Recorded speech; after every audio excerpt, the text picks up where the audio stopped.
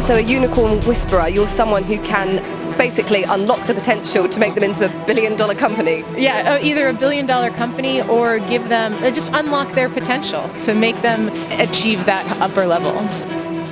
Cloud Moves TV is here speaking to Heather Wilde. She's CTO at ROCeteer. She's programmed microcontrollers for the Navy, worked on NASA projects and managed games for online developers. Last year, Heather won Mentor of the Year at the Stevie Awards and serves on the IT Sector Council of Nevada. Heather, welcome. Thank you very much for joining us today on Cloud Moves TV.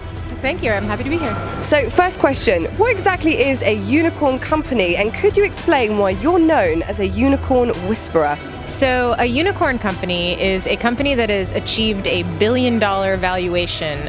Usually it's in Silicon Valley, but they're actually around the world. There's currently around 180 unicorn companies in the world. And then there's also super unicorns, which are more than $10 billion and $100 billion and more. So I'm known as the unicorn whisperer because I help people find that thing inside them, that unicorn that can help them get to success. I work on the human, the team, and the company level to get them to unicorn. So a unicorn whisperer, you're someone who can basically unlock the potential to make them into a billion-dollar company. Yeah, either a billion-dollar company or give them, just unlock their potential to make them achieve that thing that makes them achieve that upper level. Fantastic. And your company is ROCeteer. So what exactly does it do, and what makes it so different from other companies providing a not so dissimilar service? So ROCeteer is a coaching company, and we actually have a service that we provide that no one else on the planet does. We have an assessment that we do based on 48 things that are motivational preferences in the brain that we have done over 900 case studies in 16 years based on successful exits in companies, either like £6 million or more in businesses. So we know what makes a successful entrepreneur, and we can measure your motivational preferences against these people. So we can say, like, are you an entrepreneur that is going to be successful? And if not, do you want to be? And we can coach you towards that. Now, Heather, you're incredibly successful, got a wealth of experience, got an army of social media followers, very established within your field of technology. Have you experienced any prejudice during your summit to the top, being a woman in a heavily male-dominated environment?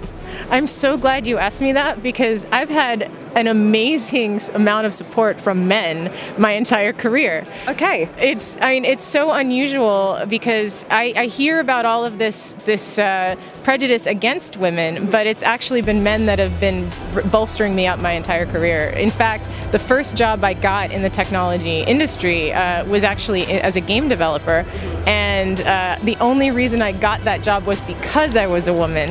It was as a booth babe, which is basically a presenter model person, and a man could never have had that job. And it was because I got that job that I was able to become a game designer, because they couldn't afford to hire somebody else.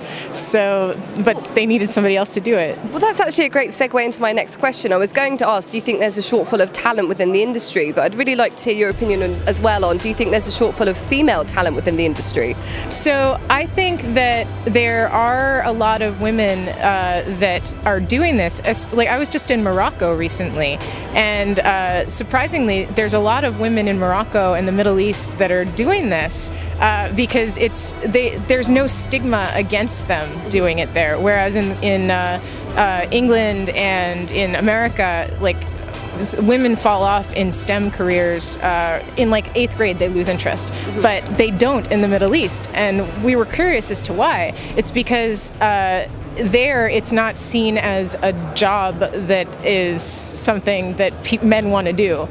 So that's why. so women are just at home coding in their hijabs. They're just at home, they're just coding, and men are working out in like front jobs. Okay. So is it men sort of doing more manual labor and not really interested in tech then? Is that why the women are doing it? They're not interested in tech, and the women are like, this is something I can do and I feel fine doing it. And everywhere else in the world, women are like, I don't want to do that. I want to be out front in being confident. And So do you think more women need to be encouraged to get into tech, be encouraged to get into coding?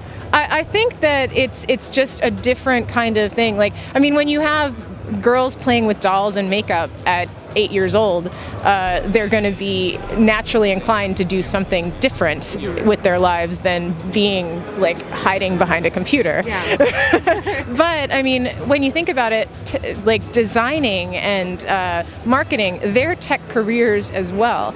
And there's such great possibilities now with all the 3D printing and everything. There's a lot of women that are into drones. Like a lot of the drone companies now actually have women in the higher executive positions, because like these are design companies. Like you have to design these things, and women are great designers.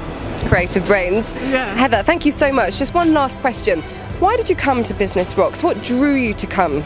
I love England. I love, especially Northern England. It's so wonderful, and I have to be involved in entrepreneurial ecosystems. I love this budding industry here, and coming to this, especially when it's just getting started, I had to be here.